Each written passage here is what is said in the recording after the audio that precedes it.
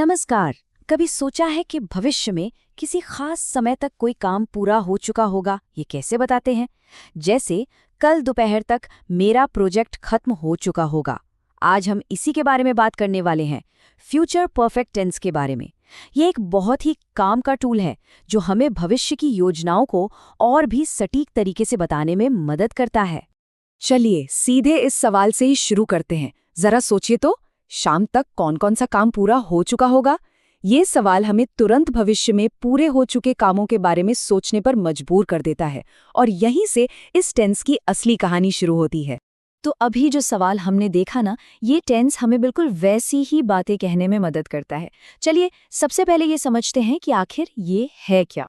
तो future perfect tense का असली मतलब क्या है? देखिए, ये सिर्फ भविष्य के बारे में बात नहीं करता, बल्कि ये बताता है कि भविष्य में किसी तय समय तक कोई काम पूरा हो चुका होगा। मतलब हम एक ऐसे एक्शन की बात कर रहे हैं जो भविष्य में खत्म हो जाएगा। ये मैं जाऊंगा से अलग है, ये है मैं जा चुका होऊंगा।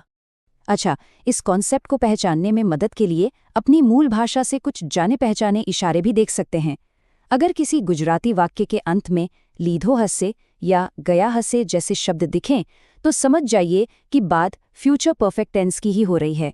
ठीक है, तो थियोरी तो समझ आ गई। अब देखते हैं कि इसके वाक्य असल में बनते कैसे हैं। सबसे पहले हम एक सकारात्मक यानी अफर्मेटिव वाक्य बनाने का फॉर्मूला देखेंगे। ये है इसका मूल ढांचा। यहाँ पर ध्यान देने वाली बात यह है कि विल, हैव और क्रिया का तीसरा रूप यानी V3 इसके सबसे जरूरी हिस्से हैं। चलिए एक उदाहरण देखते हैं। पक्षी उड़ चुके होंगे। यहाँ हम सोच रहे हैं कि भविष्य में किसी समय तक पक्षियों के उड़ने का काम पूरा हो चुका होगा। अब अगर इस उदाहरण को थोड़ा तोड़कर देखें तो हर हिस्सा हमारे फॉर्मूले में बिल्कुल फिट बैठता है। पक्षियों है सब्जेक्ट, विल हैव है हेल्पिंग वर्ब्स और उड़ी गया है क्रिया का V3 रूप। या एक और उदाहरण है ताकि ये पैटर्न दिमाग में एकदम पक्का हो जाए। हम पैसे दे चुके होंगे, ये भी उसी फॉर्मूले पर चल रहा है। हम भविष्य के एक ऐसे पॉइंट की कल्पना कर रहे हैं जब पैसे देने का काम पूरा हो चुका होगा। चलिए अब आगे बढ़ते हैं और देखते हैं कि अगर ये कहना हो कि कोई काम पूरा नहीं हुआ होगा तो इस स्ट्रक्चर को कैसे बदलना है। और ये बदलाव तो बहुत ही आसान है। देखिए, बस एक छोटा सा शब्द बीच में डालना है। विल और हैव के बीच में बस नॉट लगा देना है। तो ये है पूरा नकारात्मक फॉर्मूला। इसमें सबसे ज़रूरी बात नॉट की जगह है, जो हमेशा विल और हैव के बीच में ही आती है। चलिए इसे एक वाक्य में देखते हैं। मैंने गाना नहीं गाया होगा। कितना सीधा और सरल है।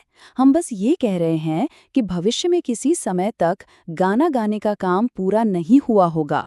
तो आप जब सकारात्मक और नकारात्मक वाक्य बनाने आ गए हैं, तो सवाल पूछना तो बच्चों का खेल है। इसके लिए बस शब्दों को थोड़ा सा इधर-उधर करना है। ये प्रक्रिया बहुत ही सिंपल है। एक साधारण वाक्य को सवाल में बदलने के लिए बस विल को उठाकर वाक्य के एकदम शुरू में रख देना है और अंत में एक प्रश्न चिन्ह लगा देना है। बस। यहाँ एक पूरा प्रश्नवाचक वाक्य है, क्या 5वीं कक्षा की परीक्षा पास की जा चुकी होगी? इससे ये और भी साफ हो जाता है कि सवाल कैसे बनाया जाता है। चलिए अब तक जो कुछ भी सीखा है उसे एक साथ एक जगह पर देख लेते हैं ताकि एक क्विक रिकैप हो जाए। देखिए, ये स्लाइड कितनी काम की है। ये तीनों रूपों सकारात्मक, नकारात्मक और प्रश्नवाचक को एक साथ दिखाती है। ये एक बेहतरीन रिवीजन टूल है, एक तरह की चीट शीट। बस एक आखिरी चीज और बची है। चलिए एक थोड़ा और एडवांस तरह का सवाल देखते हैं जो सीधे इसी ज्ञान पर बना है। अब इस WH प्रश्न के उदाहरण को देखिए। इसमें मजेदार बात यह है कि हु यानी कौन खुद ही सब्जेक्ट के रूप में काम कर रहा है। बाकी की बनावट वही रहती है, बस हु सबसे आगे आ जाता है।